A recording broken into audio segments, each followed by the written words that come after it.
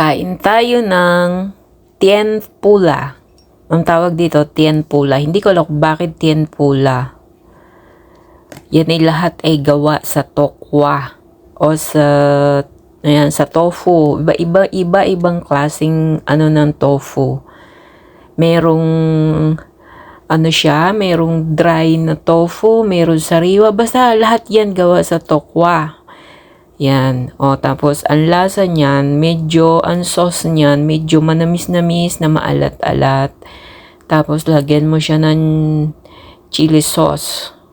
O, yan o. Kaya masarap din siya. Yung kagaya niyan, parang yung squid ball. Yan, tokwa rin yan. Parang di ko alam, basta yung malapad na yan. Lahat yan mga klase ng tokwa rin, pero iba-iba. Tapos squid balls yan, 2 puti. Mayroong pork ball. Yan. Tapos mayroong isang hiwa ng nilagang labanos. Yan.